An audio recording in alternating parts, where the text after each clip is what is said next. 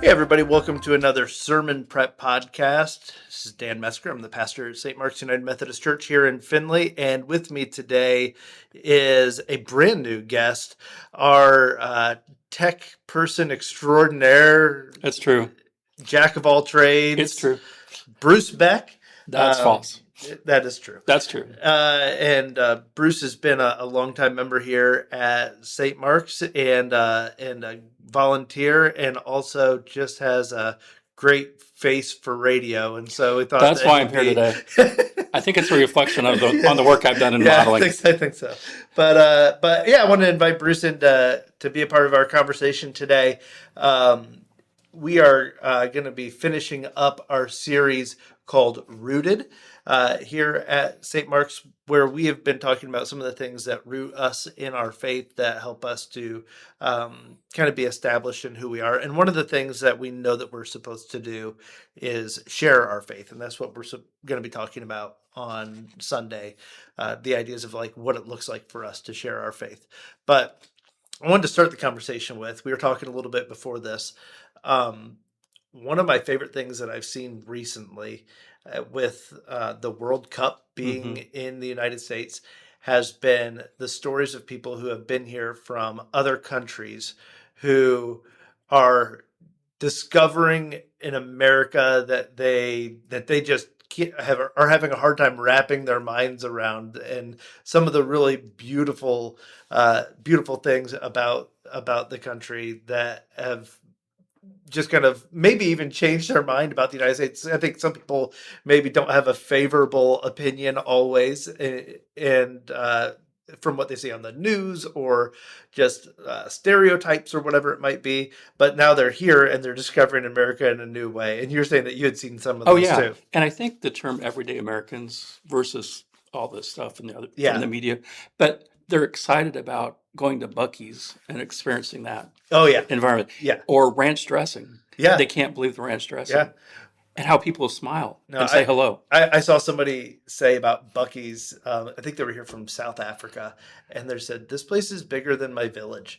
Like, I guess it's incredible. And yeah, just like cannot believe it. Or even just going into a gas station and like, they've got combos and stuff, and they're like, this is wonderful. I saw a guy at Costco, and he couldn't believe the volume of stuff that they could purchase all at once. Oh, and yeah. and the variety of stuff that Yeah. they could get. But it wasn't just that. It was also, people who are friendly and people who are just being kind to them.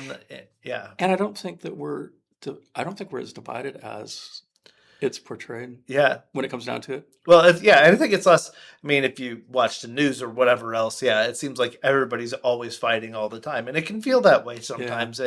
And but it's been great that their experience has been that, and so I think that that's a great reflection of the thing that changed their mind is getting to meet, like you said, the average everyday American, and it changes their mind. It wasn't from somebody arguing that the United States is better, or getting to meet a politician, or getting to meet a celebrity, or anything like that. It's just meeting somebody who's genuinely living in that, in a certain kind of way that's kind and compassionate. And it's more one-on-one, hanging out, or in small groups. Yeah. And people, you have the keyboard warriors fighting on social media.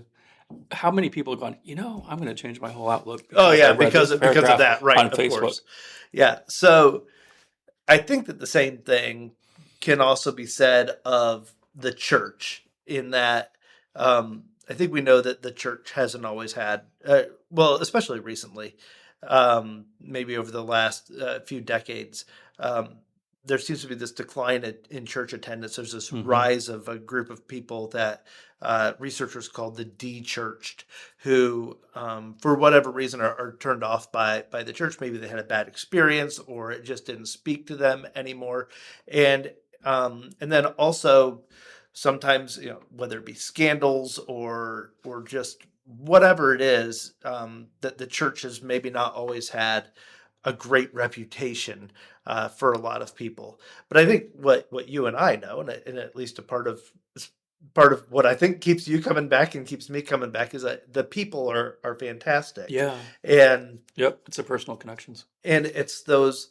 And so I think just like people who come from other countries are having their opinions changed by getting to meet, you know, your average everyday American. I think that a part of the hope for the church in being able to reach people who have maybe been turned off by the church or Christianity or whatever is for people to have real genuine encounters with real genuine Christians. Hmm. Because I believe that we've got something, great to offer, something that we found in Christ that is really great to offer. And it's through those are most often when people come to the church for the first time or find their way back into church. It's usually not because, oh well, I read this book and it convinced me, or i Yeah. or i heard this argument and somebody else changed my mind, or Yeah.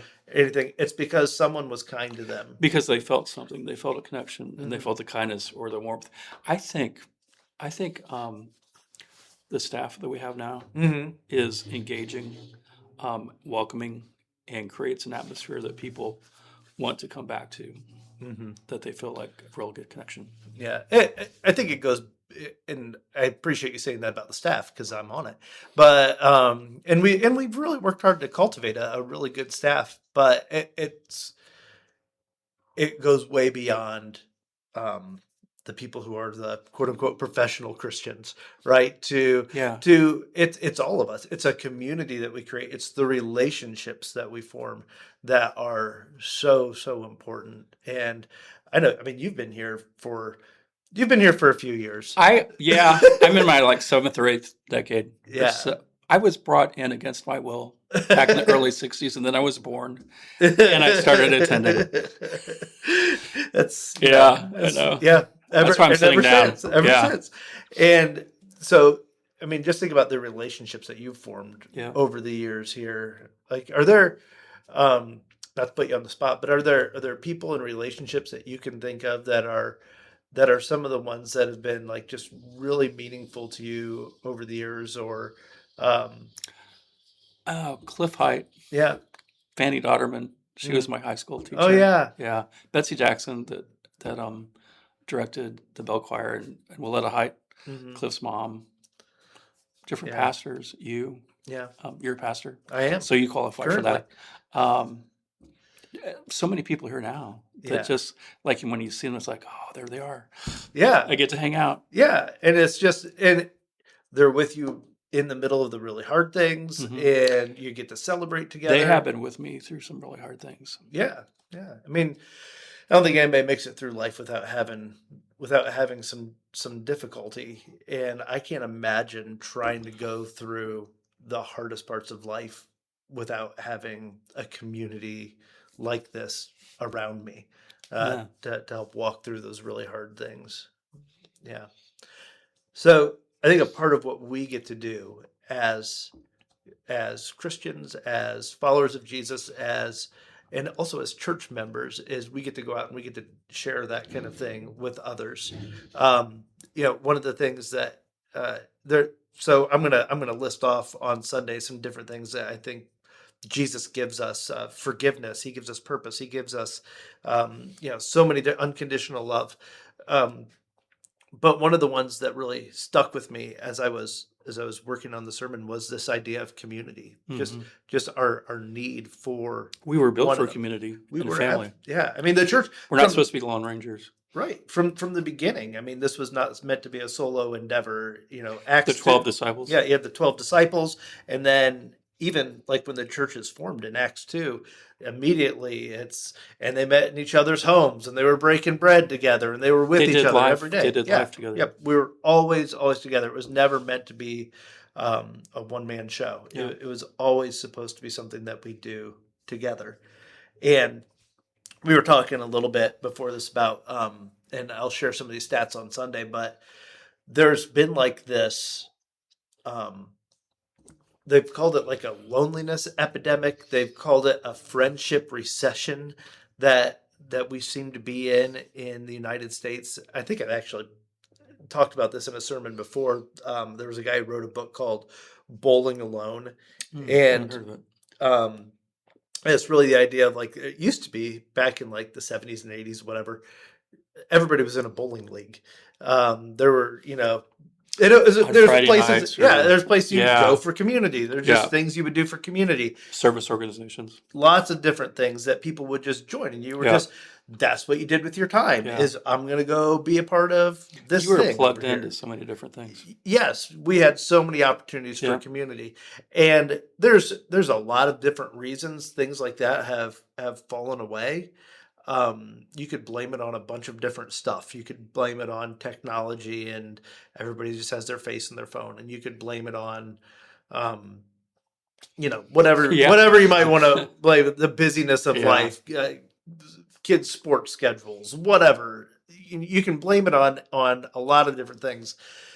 Whatever the cause is, I think one of the solutions for this loneliness epidemic or friendship recession, whatever you want to call it, is is the church. The church is a place that is designed for It community. was really across time the place for fellowship and to being together, Hmm. and it was a staple of everyday life. Yeah, it's whether it's been small groups or even just getting together, church softball leagues, things like that. There Yeah, or was potlucks, potlucks, family all dinners. that different Yeah, kind of stuff. Yeah, yeah, uh, it's a place for community, and it's sometimes it's just for fun and fellowship, and sometimes it's a place where community comes together when there's a loss of life, and we gather together and we do that as a community, or when we're celebrating something, a baptism, a wedding, we come together yeah. for those kinds of things. Yeah, and we walk with each other through hard stuff, and we do things like grief share where we gather together in community I and we did figure that this out. this past time. Well, It was awesome. yeah. Yeah, I had I had some healing and just thoughts and a couple of issues that I'd been dealing with across Hmm. time. And when I thought about doing it, I thought, I'm kind of am I cheating? Because the losses that I've experienced have been across time, and I've pretty much dealt with everything. Hmm. But it just brought some healing to a couple of areas that really meant a lot to me. And it's something that I don't want to put words in your mouth, but it's something you couldn't do just solo. No, I couldn't sit at home and go. I went. I mean, Yeah. I could tell myself the things that I verbalized in a Hmm. group share, but having other people hear it and sing out loud, Yeah. just I felt so light Yeah. a couple of times. It was incredible. Well, and getting to work and getting to talk with other people and their Their things that they're loss. going Yeah. through. So you're pouring into one another Yeah. and building each other up in that way. And I think that's just one example of the ways in which community is just such an important part of how we share our faith, and what Jesus has to offer to a world that's broken and hurting. I think there's a lot of people who are looking for that kind of community and those kinds of relationships, and it's something that we can offer. Um, so I didn't prep you for this question beforehand, so Oh, get I've got to ready. go. This is gonna have to come off the cuff. Okay. But so as you think about what it looks like to share our faith today, how do you most commonly see yourself in that, or see other people doing that? What that looks like? It- and I'll just tell you that I think that it's usually not a whole lot of um, sit down. Let me tell. Are you saved? Let me tell you about. It's generally more Yeah. in the way that we live our lives. Do you find I that to be the was case? I was I was involved in Campus Crusade for Christ Mm-hmm. back at Bowling Green. And, we had the four spiritual laws, and you go up to people, we Yeah, yeah, yeah. share those, and we had Mm-hmm. that model. Um, but like you said, I think it's more relational and Yeah. sharing truth out of friendship Mm-hmm. and knowing each other and doing life together Mm-hmm. and just having conversations come up Mm-hmm. naturally. Kind of that thing about like where they don't care what you know until they know that you Right. care. Yeah. Yeah. It's like they want to feel safe and they want to feel connected and they want to have a place of belonging. And the church can give that. Mm-hmm. It can be the place for that. Yeah, I think that's absolutely right. It's again kind of going back to the thing we talked about at the beginning, right? It's not like come to church and get hit over the head with a bunch of rules. Right. Thou shalt Yeah. not. Mm-hmm. It's like Jesus loves you. Yeah. He's given you everything Yep. for a good life. There's forgiveness, there's grace, There's healing. yeah, and those are some of the things that I'm gonna kind of lift up on Sunday. The things that Jesus offers, and I think forgiveness is one of those big things.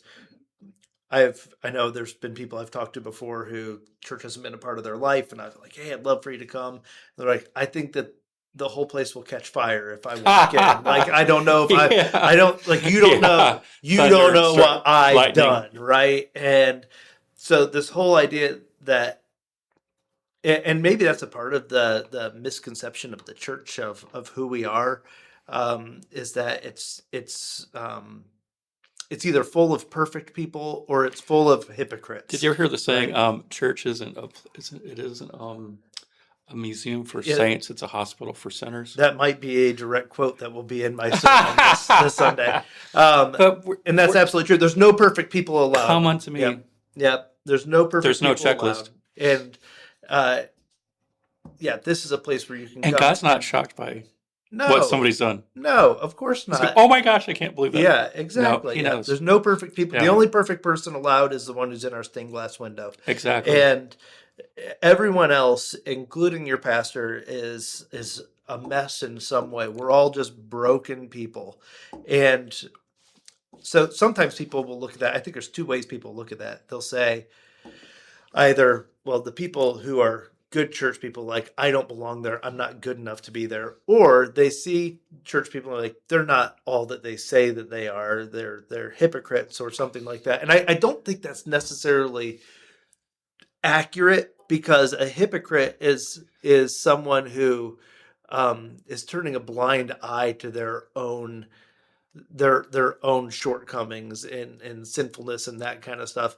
And I hope that we don't do that. I hope that we're not turning a blind eye to it. We're saying, no, I am a mess and I see it, and Jesus is working on me and I'm trying to get better. So I always tell people when they say there's too many hypocrites in the church, I always say there's always room for one more. There's room for one more. Yeah, come That's on right. in. We'll heal together. Yeah, come on in. Yep, there's the water's always, fine. There's always room for one more, because none of us, there's nobody here that lives up to the example of Christ 100%. No. There's just none of us. And so people have that view that there are people like that, but they're not. There's just not. And we compare our insides to other people's outsides in their life. Yeah. And so one of the other things then that gets offered to us that's kind of related to all of this is the unconditional love of Jesus. If you've ever felt unloved or alone or whatever it might be, like, that's a thing that I think that we have to offer, that we get to share with people. Say, you are not unloved, you are not alone, there's a place for you. Yeah. I remember, unconditional love from family and friends, but another source is the Emmaus weekend. Oh yeah. I've never felt so much. Well, and another great example of community. Yeah. Just the love that I felt at the different times was incredible. Yeah. So all that kind of going back to the idea of sharing our faith. I mean, these are the things that we have to offer, and it's so good. And one of the jokes that I'll often make is, I mean, when you find a place with a great cheeseburger or something like that, you tell people about it. You tell everybody that you know, right? This thing was amazing. You got to go there. All this place. There was a place when at one of the churches I served, it was called Sonny's 3-Meat Burger, and it was just down the road from the church. And I was an evangelist for Sonny's 3-Meat Burger. I was telling people the good news. It was because it was beef, pork, and lamb, and and it had like this red pepper sauce on it. It was in Cincinnati. Oh. It was so good. That sounds good. I'm hungry. But I remember using that example. Like, I told everybody about that.